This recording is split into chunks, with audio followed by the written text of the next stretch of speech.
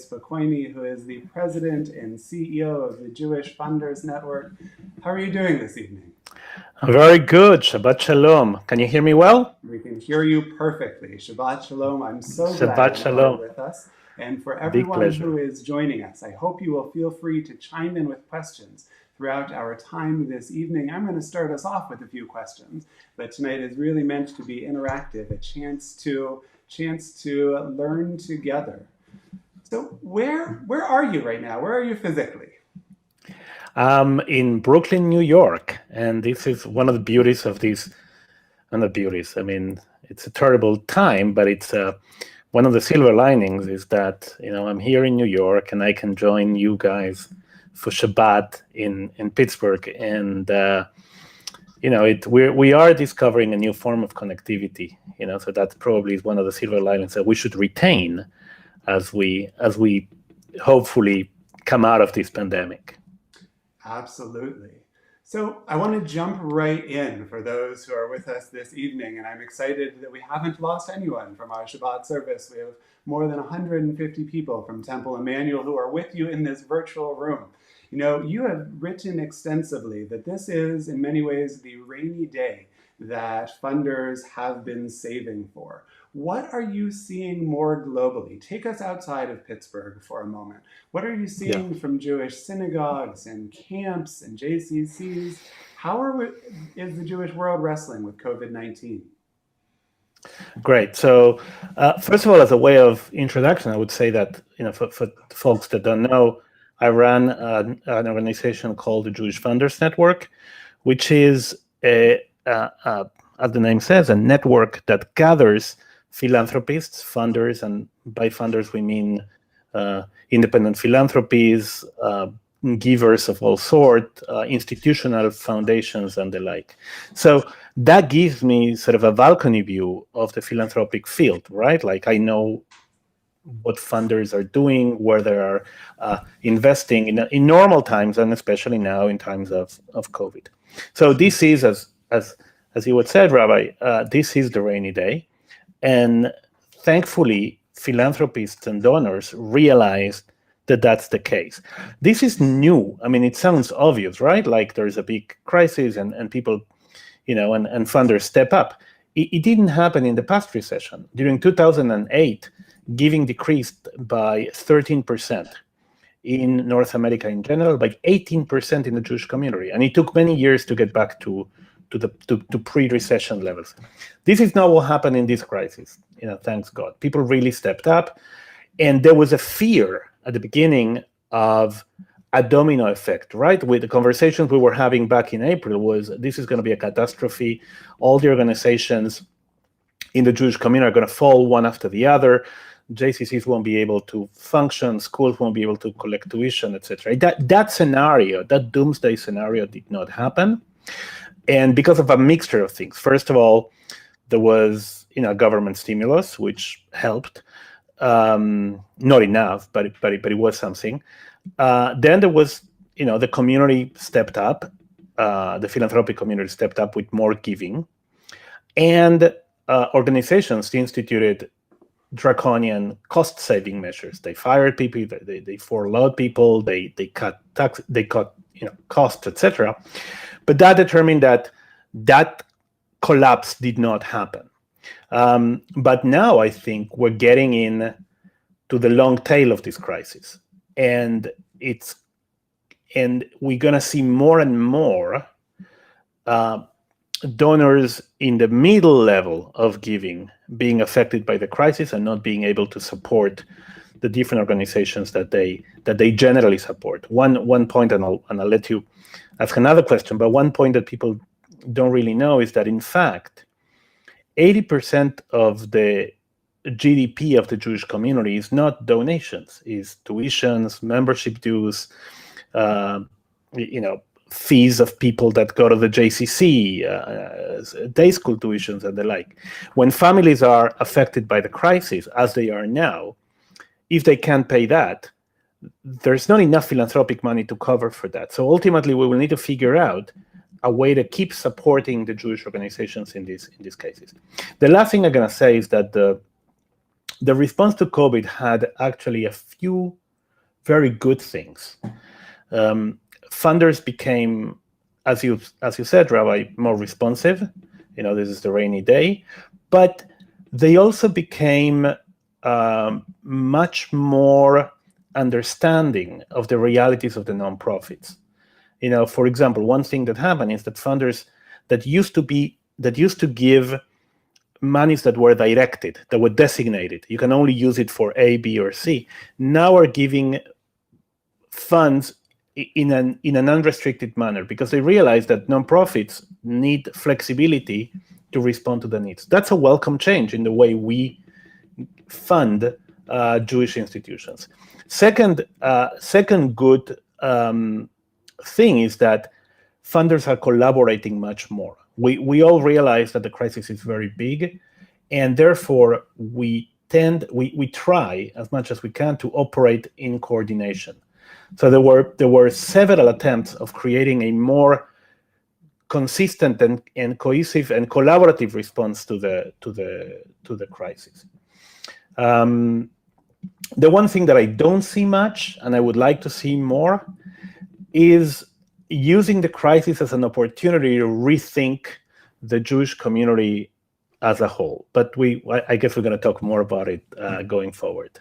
Very much so, and that is part of what drew me to reach out, and I'm so glad that you accepted this invitation among many to be able to think and vision for what is coming in the future.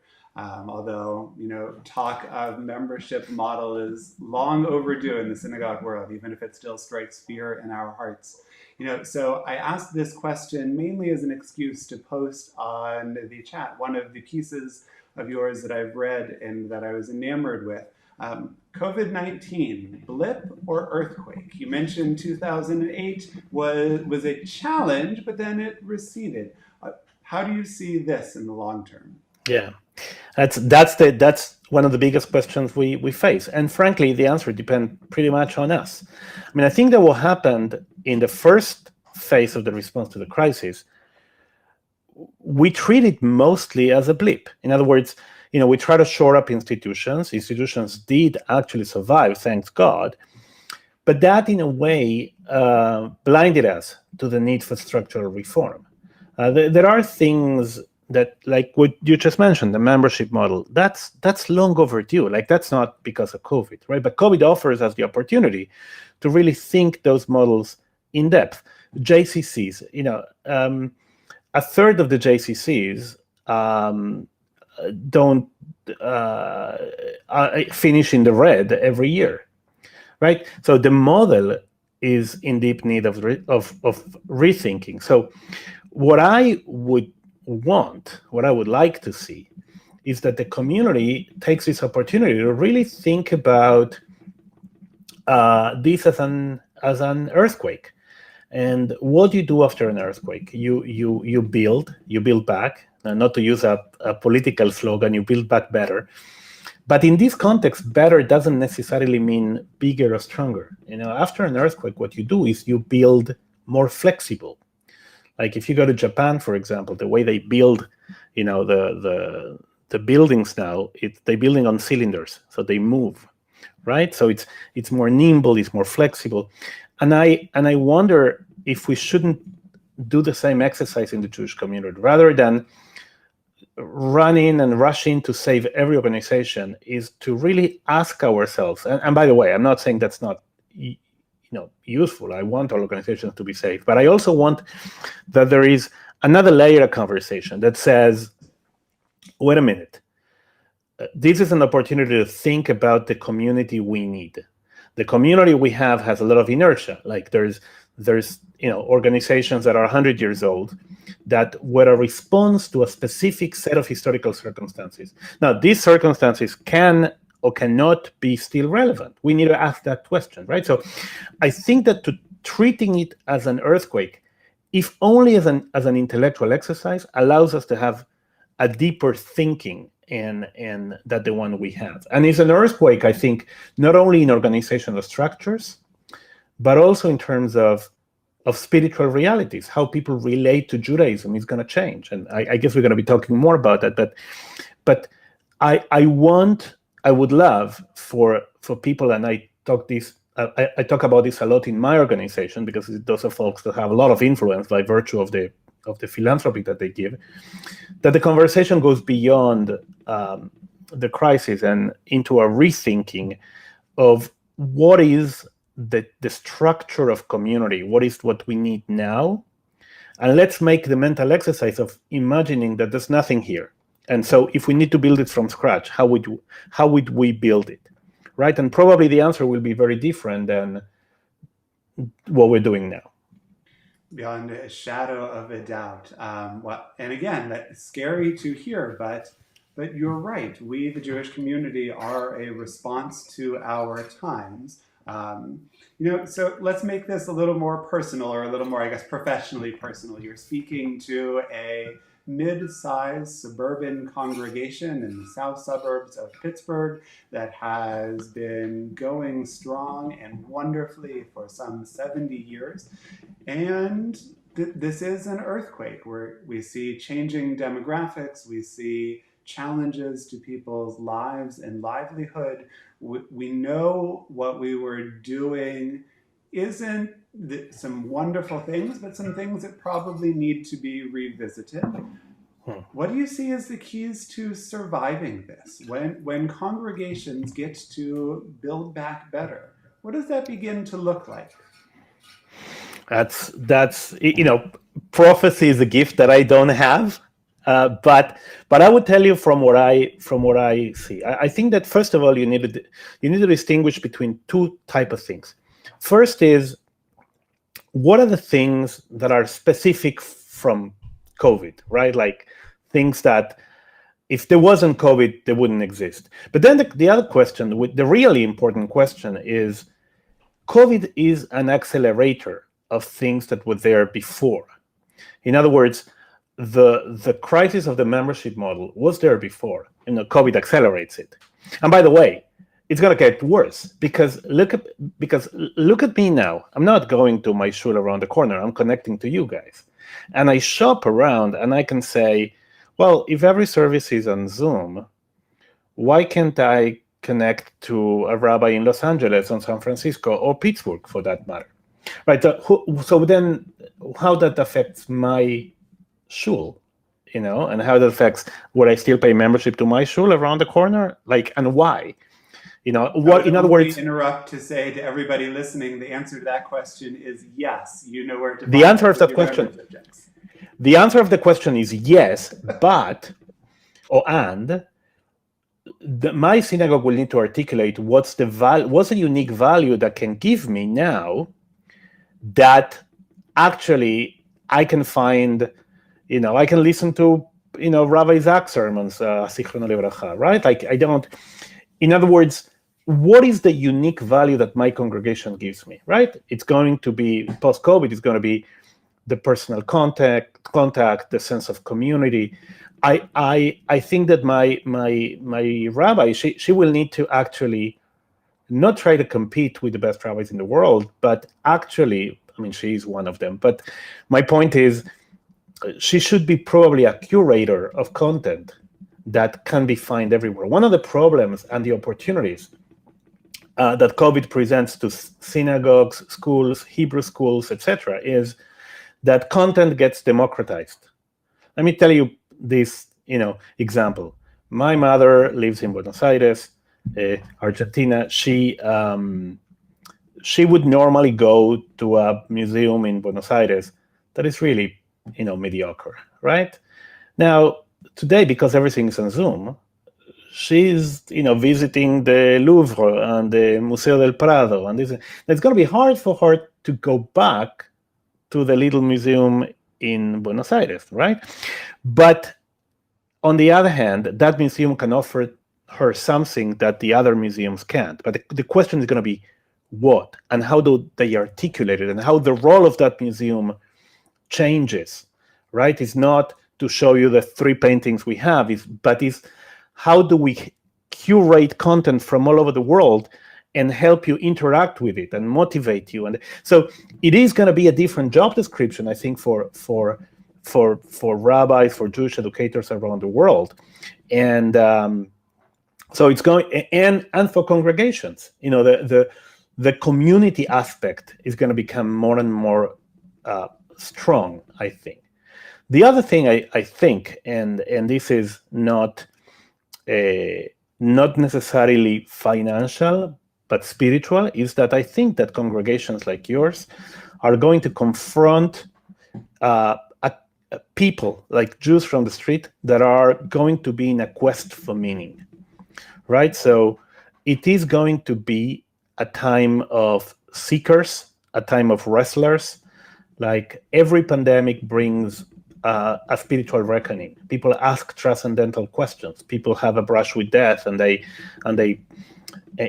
doubt stuff. They ask questions. So you will need to be a home for that process of seeking, for that spiritual quest, and you will need to actually have more of those conversations with your people. And it's not just the rabbi. It's actually the congregation needs to become a welcoming space. And I don't know enough your congregation. I assume you are, but you're going to stress that aspect of being a welcoming space for that spiritual quest. We don't have to be afraid of dealing with spiritual questions, with deep transcendental questions. We've been avoiding them for a long time. I mean, the Jewish community is not very good now in asking those type of questions, because we try to find a common denominator so that nobody gets turned off by whatever the answer to those questions is. So we don't ask the questions at all. But in the post-pandemic world, we need to answer those questions. So I think, to summarize, on the organizational level, you guys will need to, like every congregation in the country, will need to think more in terms of how your membership model works, how you can collaborate with others. Like the world that's going to come after COVID is going to be a world of more collaborations. How are we going to deal with a democratization? How are you going to leverage and use the democratization of content, of high-level content around the world? On the spiritual level, you will need to be prepared for a congregation that is going to be much more, I would say, in a spiritual quest than it is now. And the last point, which is not related to COVID, but actually COVID made it harder, is that we live in times that are highly polarized, right? And it was already easy in the internet era to tune out all the people that you disagree with, right? But now in COVID, it's even easier. You don't have to meet them, right? So, so you're going to need to deal with, to keep the fabric of the community alive in times of very high polarization, political, religious, etc. It is already something keeping me up at night. And, it was, as we were headed into a high holidays, a Yamim Noraim unlike any other. And let me fanboy out for a moment. I actually quoted the piece you wrote in Tablet magazine in the early days. One of the quotes that I absolutely loved, where you said, we're confronting the challenges of the 21st century with a spiritual toolbox built for the 19th century. But you also said, and here I want to look at my notes because I found this particularly meaningful, that we need to be investing in Jewish ideas as funders, as a Jewish world, and not just in Jewish infrastructure. And you say, quote, without significant investment in ideas, theology, philosophy, deep existential thinking, we may end up saving institutions, but losing the possibility of meaningful Judaism. I couldn't agree more, and I'd love for you to expand upon that a little bit. Yes, that's one of my obsessions, and it's counterintuitive, right? Because people are saying, well, you're talking about philosophy and theology, and people are, institutions are in crisis, and they can't make ends meet, and so and you're here talking about theology, but what I think is that's going to be the main challenge. The main challenge going forward, coming out of the pandemic, is going to be about content. It's not going to be about the how. It's going to be about the why, and it's going to be about the what, right? And let me preface that by saying, the way you started the question is, I think that we have an outdated philosophical software. And if we go back in history, if you look at the Jewish community, the intellectual and philosophical scaffolding of the Jewish community was actually created in the early 19th century. Like Reform Judaism, was created in 1810, Chabad in 1814, Conservative Judaism in the 1830s. We have not created a new religious and spiritual ideology in the last 100 years. The last new philosophical system of Judaism was created by Mordechai Kaplan in the 1920s. That's 100 years ago. Now, what we need to understand is that when Reform Judaism was created, when Conservative Judaism was created, it was actually responding to a very specific set of historical circumstances. It was responding to the realities of Jews in Central Europe in the 19th century. Jews were coming out of the shtetl. They're having all sorts of questions about their identity, about how to live their Judaism in an open society. And they came up with these ideas, right? And with these religious ideas, and they also came up with Zionism, which is, a secular ideology. Now we're 200 years later, and the world changed, but we still have that ideological software, and we are not investing enough. We're not giving people the space to come up with new ideologies, with new ideas. Now, there's something about that, and it's the immigrant in me that can see this more clearly than those that were born here. America is not a very conducive place for ideas. Americans are very practical, are very pragmatic. The people we lionize in this society are, entrepreneurs, are folks that, intellectuality is sort of looked down on. Like those are idle pursuits of, self-indulgent, stuff. And it's not a coincidence that actually the Jewish ideologies we use were all from Europe. That we didn't develop any new Jewish theology in North America. It was, Mordechai Kaplan developed it here, but it was mainly he was born in Europe. Heschel was born in Europe. So our community is not conducive, and our society is not conducive to that. But we need it. We need it badly because as I said before, I think that the main challenge is not organizational, is theological, is philosophical. We are in a moment in history in which, and forget about COVID, this was happening before COVID too. Like we're in a time in which human condition is changing drastically. Like we live in a time in which individuals are hyper empowered. We have more freedom and more power than we've ever had as individuals in our lives. In human history, the structure of the society is changing. The dimension of the collective is changing. What does it mean to be a people is changing. What does it mean to be a nation? We're wrestling with that here in the United States, but every country in the world is wrestling with the same question. What does it mean to be a nation today? Right? The question of God. What does it mean? I mean, what is God today? What is free will today? Now that we know that our brains condition us, like, do we have free will? What is consciousness? Now that we have artificial intelligence, what separates the human from the machine? In other words, those are philosophical questions, but they become real, and that's what theology responds to. And we're not thinking about this at all. We're just, going along, inventing more programs that are very good, but the characteristic they have is that they are content light or content free. Think Birthright as an example. And don't get me wrong, I love Birthright. I think it's great. But Birthright is built upon the idea that we're going to lower the content. That's the trip, no strings attached, no big, commitment whatsoever. Take a program like Moishe House. For those of you that don't know, it is a program that is very popular now, where just young Jews live together in the same house. And the idea is that this creates community. It does, but the program itself has no content, right? So those are amazing programs, but the question is, they're not going to be enough if we don't put content in it. And that content has to be relevant to the issues that our society and people face in the 21st century. As a synagogue rabbi, it's interesting to hear. I agree with everything you are saying. And I do see our organizations involved, right? If we think of the organization as the tree, um, one can only get so far out on that branch before either the branch breaks or the people hugging the base of the tree start trying to saw the branch off, Yeah. right? And so while there are many catalysts and need for innovation, there are also a tremendous inertia keeping the models that are currently working, even if they're working less well every successive day.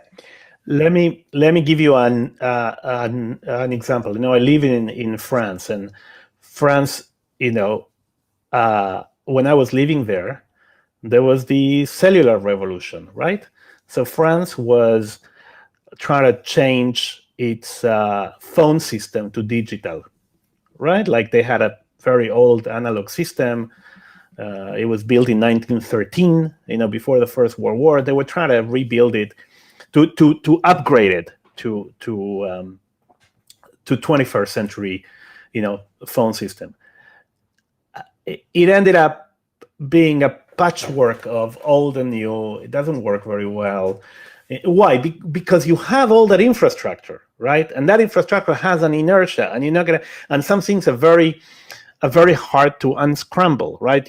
So dismantling that infrastructure was as costly as building it anew. So you ended up with a patchwork of things that are new and old. At the same time, the country of Ghana in Africa was establishing their network, their phone network. They didn't have any. It was like they have maybe 10 phones in the country. So now they have the most advanced phone system, one of the most advanced phone system in the world. It's all digital. It's all based on satellite and cellular. And I'm not an expert, but it's really the most advanced. But that shows you we're not like Ghana. We're like France in this case. In other words, so we have inertia, we have structures, and we have structures that we need to maintain. But sometimes we need to try to think as if we were Ghana.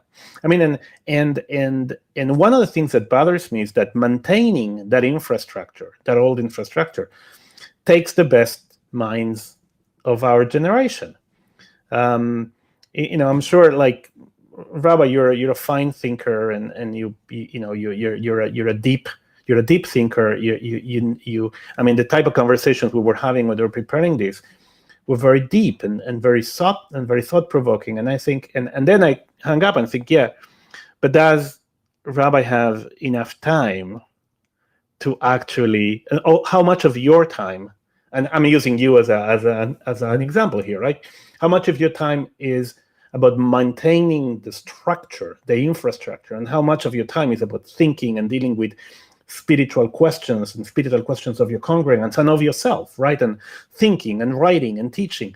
So I think that's one of the problems we have, because like I was meeting with, and this is a true story, a person that I love, Arnie Eisen, who was the chancellor of the JTS, and one of the finest minds in our generation in terms of his halachic thinking, of his, and I'm meeting with him, and he's talking to me about the air rights of the JTS building in New York.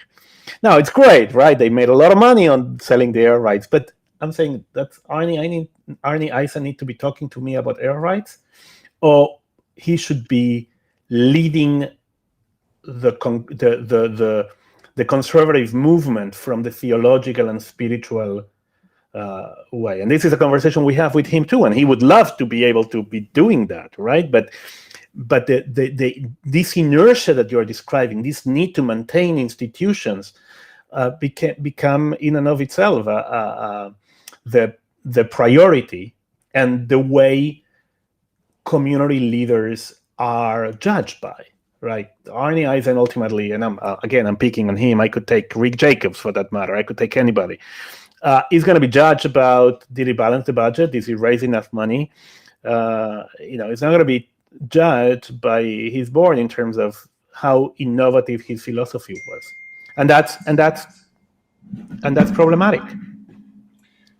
Absolutely. I'm reminded of that scene in the Coen brothers movie, A Serious Man, where Yes. they want to visit Yeah. the rabbi and they can't get past the gatekeeper because the rabbi's thinking. And it's not something, with few exceptions, I understand that Gunther Plaut, one of kind of the luminaries in the Reformed Jewish world, had that time written into his contract. And yeah, it's an interesting way of doing business, and it's important. But it's not just the contract. There is an element of social validation. What does the society, the Jewish community, value? Right? If we're gonna give social value to, for example, how much money we raise. I mean, I live in that world of raising money and giving money away. So I know it's important. I'm making it more extreme. But what is really that we value, right? Absolutely. So on that question, I want to dive us into the weeds just a moment. We have a question from Lee Feldman, one of my congregants, which I ask now, even though it is a little bit more specific, but just as a model to remind everyone, we would love to get to engage with you in this conversation. So please add your comments to the chat box. Lee points out that we are at a time in American life where the stock market is at an all-time high, and that it seems like there might be not only more dollars available, but those appreciated securities, it might be in people's interest to start donating at a greater clip for tax purposes. And it also sparks in me the larger question of, how are you going about approaching funders? And how are you encouraging, what are you encouraging them to hold on to? And what are you encouraging them to jump into the here and now with? Yeah. So hold on, let me try something because I hear. Can you hear me now? You sound great on my end, and I apologize for any technological disruptions, but you sound good. I love hearing myself, so it's fine. I'll hear myself twice. Yes, I mean you're touching. That is one question that I could talk about it for forever. That's what I do every day. But I got to tell you a couple of things. You are absolutely right that there's a lot of philanthropic potential out there. There are not just a stock market. Like there's a lot of existing philanthropic assets in the Jewish community. My estimation is that there are around 120, probably more, $1 billion in Jewish philanthropic assets in the United States, and that's a very conservative estimate. Now, the problem is, and there's another opportunity and a risk at the same time, which is that we as a country are confronting the biggest transfer of wealth in the history of the human race. It's estimated that around $53 trillion are going to pass from one generation to the other. So that poses an enormous philanthropic opportunity, but it also poses a risk because because we're not really getting to younger people as effectively as we reach older generations of givers. Now, it's not that they're not generous. Young people are very generous. It's that we just don't know how to approach them. So how do you approach a donor? First of all, you're not going to sell something. You're going to offer a partnership that is transformational for both sides. This is not just a semantic difference. This is a conceptual difference. You engage the donor fully. The donor today does not want to write a check. I mean, some might, and if they do, go for it, take the check. But in most cases, they want to be engaged. So if a donor is engaged, the sale pitch, it's redundant. You generally don't need to do it. If it's not engaged, the sales pitch is not going to help you. So there's no shortcut. There's no, I'm asked a lot about what's the best fundraiser out there. I said the best fundraiser is a Jewish educator, meaning if I engage you with Judaism, if I engage you with the programs of the congregation, the JCC, the federation, so then you're going to give. If you're not engaged, you're not going to. Now, that's true for the older generation, but it's even more true for the younger generation. Young people don't have a loyalty. Like, something that you have to understand is that the concept of being loyal to an organization does not exist anymore. We surveyed our members, the JFN members, only 14%, 1/4, said that they give based on their organizational loyalty. Well, it's my responsibility, my parents gave, whatever, so I keep giving. 72% of them said that they give only based on impact. So that changes the conversation. It's not about why do I need your money? It's not about the great programs that I do. What the donor wants to hear is what is the impact that their dollars are having in the community. It's not funding stuff, it's solving problems, right? So the first thing is to say your contribution achieves this in the community. And I let you touch it and feel it and sort of engage with that contribution. So that's my first suggestion in terms of how to approach donors. The second thing is that to understand that philanthropy changed, right? Philanthropy is a much more diverse activity that it used to be. In the past, philanthropy was, as I said before, writing a check. Today, you have new mechanisms. You have giving circles. You have impact investing. You have social enterprise. You have a ton of things that didn't exist 20 years ago, right? And I think that whoever wants to approach donors effectively needs to be attuned not only to what they give to, but to how they give, and that's different. The last point I want to make is this. We don't own the donors. And we say we, I said organizations don't know. As I said before, there's no loyalty. But also the Jewish community doesn't own the donor, meaning Jews give to all sort of causes, not only Jewish causes. The percentage of Jews that give only to Jewish causes is, take a guess, 4%. In other words, 96% of Jews give to secular causes too. And they tend to give more to secular causes. So the question is, what do we do with that, right? Do we fight it? We can't fight it. Like that train left the station. And it's actually good that Jews are giving to secular causes too. But we can use those secular interests to engage Jews. Rather than guilt trip them into, oh, you're supporting more the non-Jews than you're supporting the Jews. We should say, what do you care about? You care about food justice. Okay, there's a Jewish organization called Mazon that does precisely that. Our congregation does a program for, I'm just inventing, right, for food safety in our neighborhood.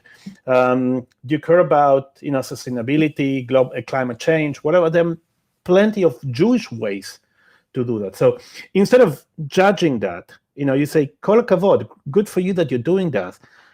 Have you thought of doing that with the Jewish lens? Right? And in most cases, people will say, yes, I'm really interested in doing that. Yeah, absolutely. You remind me of the writings of Professor Mark Dollinger from San Francisco State, who points out that in the progressive Jewish world, in some ways, we're victims of our own success. We've raised a generation on universal values, and then we get grumpy when they act upon those universal values. And indeed, we have to be thinking about it differently. And Tony Pardo, one of our board members, asks a question along those lines. He points out that synagogues can seem to some much more insular, right? We're not as attuned to, we're not the Mazon of the world. We're not the AJWS. We're not out solving the biggest pressing, urgent concerns. But sometimes supporting your local synagogue just isn't as sexy. Right? In addition to, an earlier part of the conversation where you mentioned in some ways synagogues have to be the aggregators. We have to be the collators of information. And I imagine there's a role for that in the philanthropic world as well. But I'm curious how you would respond to that that interface between synagogues, which are the traditional building blocks of a strong Jewish community, when the donor base now has different priorities? Right. That's an excellent question. And I think that it is, and as all excellent questions, they don't have an easy answer. But what part of what you said already is being an aggregator, being a curator of experiences, is one other way of bridging that, right? So my synagogue, for example, we partnered with, and I'm on the board of, I was on the board, not anymore, but so I sympathize with those on the board of your congregation.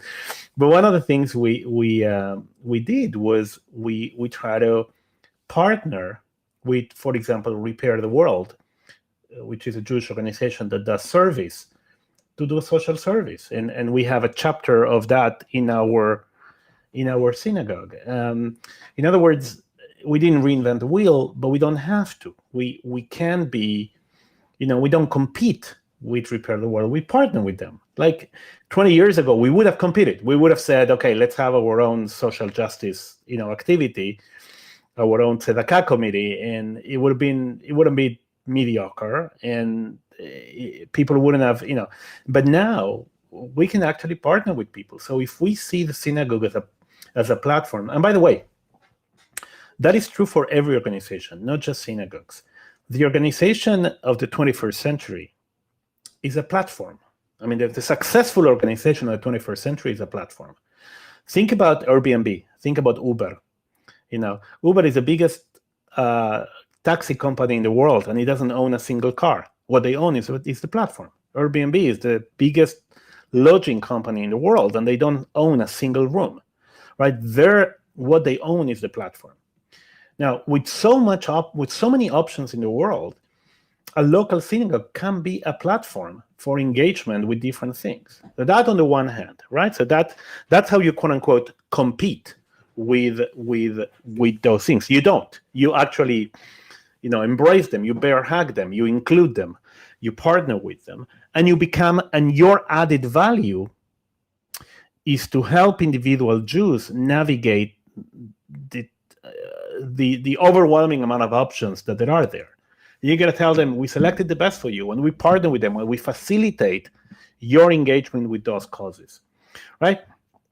So that's one way, like trying to see more your organization as a platform and not necessarily as something that has to provide every bit of program to compete with everybody in the world, because there's no limit to that.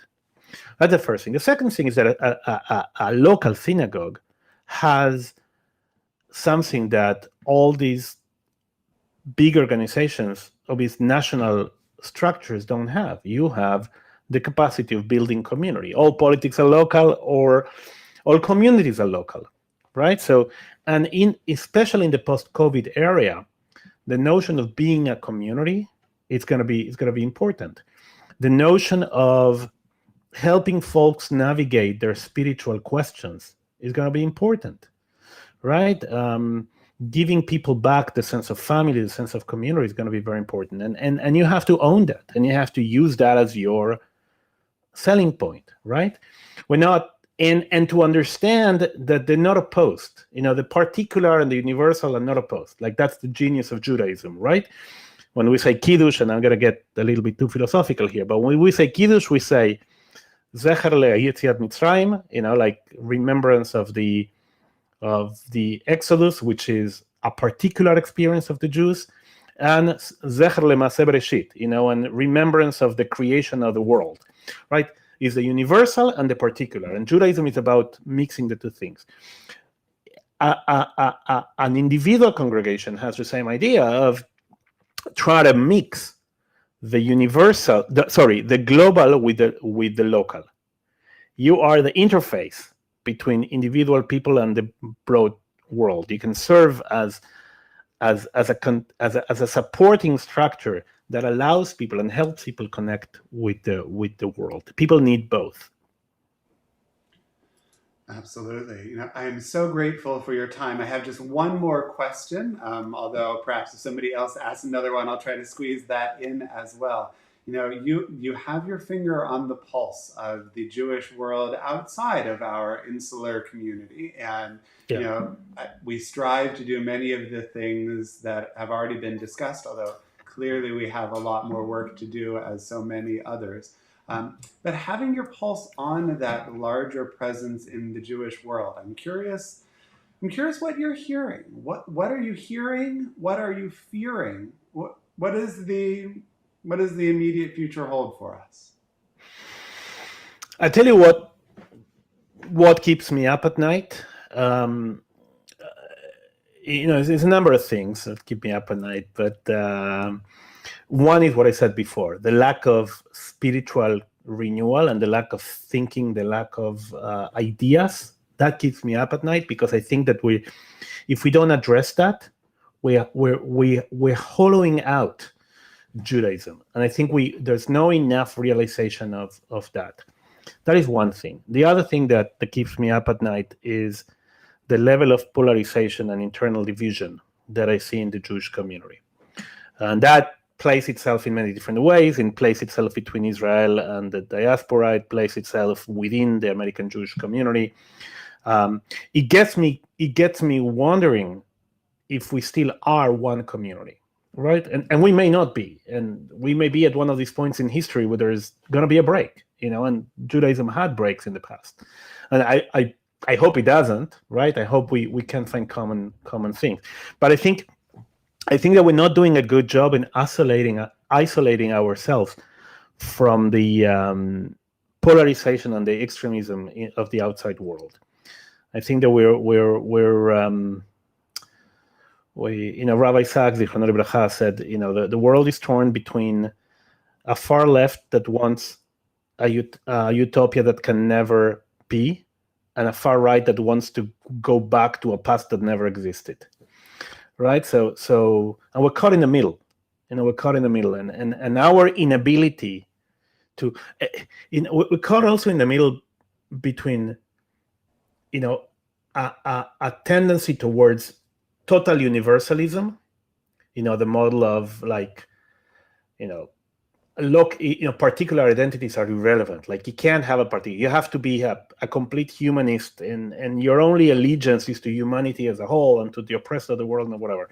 That is a universalism that negates the particular identity. On the other hand, you have a tribal nationalism and ethnocentric that doesn't really have any content, right? It's just about hating the other. It's just about, primal tribalism, right? Now, and we're in the middle, trying to find our bearings between these two very vocal extremes, right? So I think that if you ask me, that's a big challenge, and it's a big challenge, and I know it's not what most people want to hear. Most people want to hear about, how do I raise more money? How do I keep the JCC going? The truth is that without that, all the rest becomes irrelevant, right? I'm really fearful of the disappearance of spaces, of the public square of the Jewish community. That happens in the United States as well. There's no places where we share the same corpus of data and the same conceptual world, right? And there's no places where we meet each other, right? There's a great book that talks about public libraries and parks being the last places where Americans of all stripes meet together, and it's disappearing too, right? The line of Disneyland was the ultimate democratizing experience in the United States. Everybody stood in line in Disneyland, right?